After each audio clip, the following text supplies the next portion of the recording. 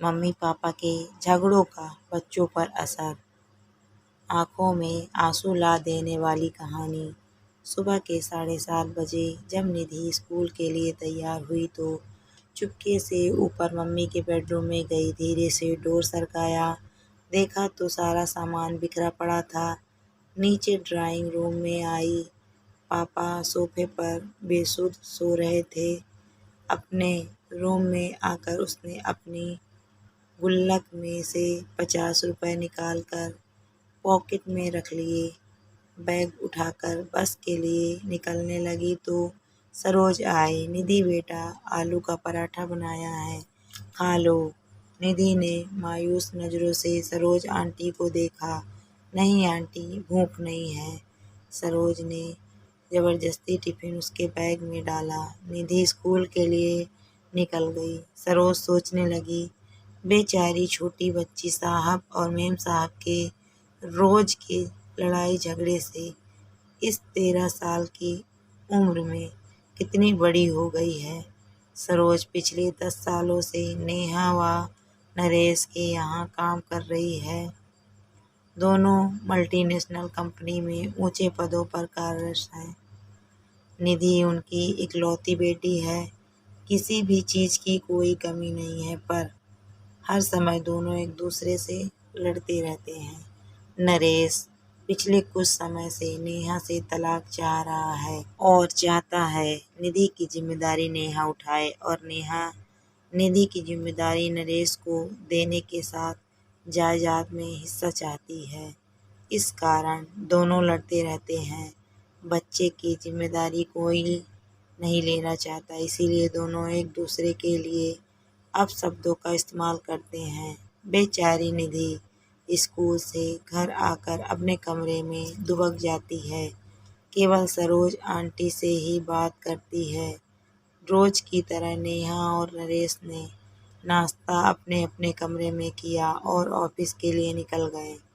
करीब 12 बजे स्कूल से कॉल आया कि जल्दी हॉस्पिटल पहुंचो, निधि को चोट आई है। हॉस्पिटल पहुंचकर पता चला कि निधि बहुत ऊपर से सीढ़ियों से गिर गई है। आईसीयू में रखा गया था। ऑपरेशन की तैयारी हो रही थी। सिर में बहुत गहरी चोट आई थी। ऑपरेशन शुरू हुआ पर जिंदगी मौत से हार गई। नेहा और नरेश स्तब्ध रह गए। उन्हें ऐसा झटका लगा था कि अपनी सुध बुध ही खो बैठे थे। निधि की दादी भी आ गई थी। बेटा बहू को देखकर नफरत से मुंह फेर लिया। पूछताछ हुई, टीचर स्टूडेंट्स सभी के बयान लिए गए। यही पता चला कि बैलेंस बिगड़ने से नीचे गिर गई। 13वां निपटने के बाद नरेश ने अपनी मां को रोकना चाहा, पर उन्होंने आंखों में आंसू भर कर कहा, तुम दोनों खूनी हो। तुम्हारी जिद मेरी पोती को खा गई। मैं उसे अपने साथ ले जाना चाहती थी, पर तुम दोनों ने उसे अपने अहम का मोहरा बना कर उसकी जान ले ली। माँ चली गई। सरोज तब से सदमे में थी। फिर उसने जैसे तैसे होश संभाला। नरेश और नेहा से कहा, मेम साहब, मैं अब यहाँ नहीं रह पाऊंगी।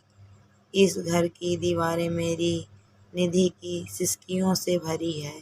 उसे मैंने कभी अपनी गोद में तो कभी छिपकर रोते हुए देखा है। कभी तो मेरा मन किया कि उसे लेकर भाग जाऊं, पर मैं डरपोक थी, ऐसा नहीं कर सकी।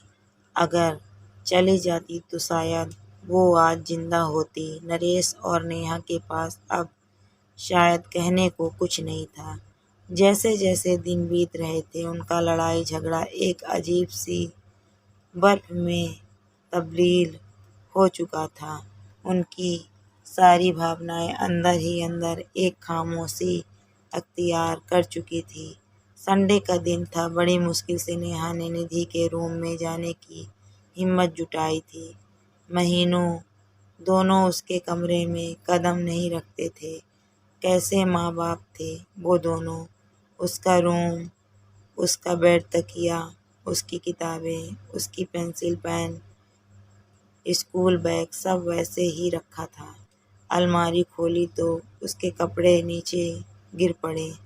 उसका हल्का ब्लू नाइट सूट जिसे वह अक्सर पहना करती थी।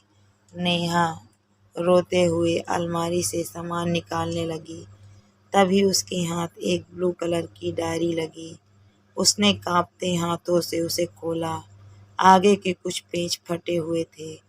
पेज दर पेज टूटे दिल की दास्तां छोटे छोटे टुकड़ों में दर्ज थी। मम्मी पापा, मैं आपको डियर नहीं लिखूंगी क्योंकि डियर का मीनिंग प्यारा होता है। पापा, आप मम्मी को कहते हो कि तुम्हारी बेटी, और मम्मी आप पापा को कहते हो तुम्हारी बेटी। आप दोनों ये क्यों नहीं कहते हो हमारी बेटी? अगले पेज पर था, पता है जब मैं मामा जी के घर जाती हूँ, मामा मामी मुझे बहुत प्यार करते हैं। मामी अनु को जब प्यार से मेरा बच्चा कहती हैं तो मुझे लगता है कि क्या मैं प्यारी बच्ची नहीं हूँ?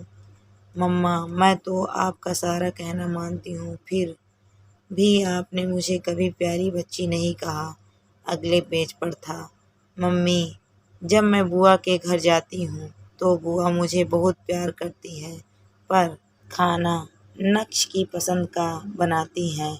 मम्मा मुझे भी राजमा बहुत पसंद है। मैंने कहा था कि आप बनाओ, पर आपने कहा मुझे तंग मत किया करो। जो खाना है सरोज आंटी को बोला करो। पता है मम्मा, मैंने राजमा खाना छोड़ दिया है, अब मन नहीं करता। अगले पेज पर था, पापा मैं आपके साथ आइसक्रीम खाने जाना चाहती थी, पर आपने कहा आपके पास फालतू चीज़ों के लिए टाइम नहीं है। पापा, जब चीनू मासी और मौसा जी मुझे और विपुल को आइसक्रीम खाने ले जा सकते हैं तो फिर वो क्यों नहीं कहते कि ये सब फालतू चीज़ें हैं? पता है मम्मी, मैं अपने घर से दूर जाना चाहती हूँ, जहाँ मुझे ये ना सुनाई दे कि निधि को मैं नहीं रखूँगी, जहाँ पापा के चिल्लाने की आवाज़ ना सुनाई दे। पापा, अगर मैं बड़ी होती तो मैं आप दोनों को कभी परेशान नहीं करती, मैं खुद ही चली जाती। मैं तो आप दोनों से बहुत प्यार करती हूँ। पापा मम्मी, आप दोनों मुझे प्यार क्यों नहीं करते? एक पेज पर था, I love you Saroj aunty, मुझे प्यार करने के लिए, जब मुझे डर लगता है अपने पास सुलाने के लिए, मेरी हर बात सुनने के लिए। और अंतिम पेज पर था, दादी आई लव यू, आप मुझे यहाँ से ले जाओ। आई प्रॉमिस कभी तंग नहीं करूँगी। नेहा डायरी को सीने से लगाकर जोर जोर से रो पड़ी। नरेश भी उसके रोने की आवाज़ सुनकर आ गया था। नेहा ने डायरी उसे पकड़ा दी। पेज दर पेज पलटते हुए उसके चेहरे के भाव बदलते जा रहे थे। वह खुद को संभाल नहीं पाया, जमीन पर बैठ गया। नेहा रोते हुए बोली, नरेश पता है वो एक्सीडेंट नहीं, आत्महत्या थी, सुसाइड था। जिस रिश्ते को हम बोझ समझते थे, हमारी निधि ने उससे हमें आज़ाद कर दिया। नरेश, हम दोनों ने अपनी बच्ची का खून किया है। नरेश फूट फूट कर रो पड़ा। ये कहानी हर उस घर की है जहाँ माँ बाप बच्चों के सामने लड़ते हैं या घर टूट कर बिखरते हैं, और उसका सबसे बड़ा खामियाजा बच्चे भरते हैं। अगर आप अच्छी परवरिश नहीं दे सकते हो तो आपको बच्चे को जन्म देने का कोई अधिकार नहीं। अच्छी परवरिश रुपए पैसे सुख सुविधाओं से नहीं होती। इसका मतलब यह है कि आप बच्चे की ज़रूरत के समय उसके कितने करीब हैं। दोस्तों, कहानी आपको कैसी लगी कमेंट करके ज़रूर बताएं। वीडियो अच्छी लगी हो तो लाइक करें। वीडियो को पूरा देखने के लिए आपका बहुत बहुत धन्यवाद दोस्तों।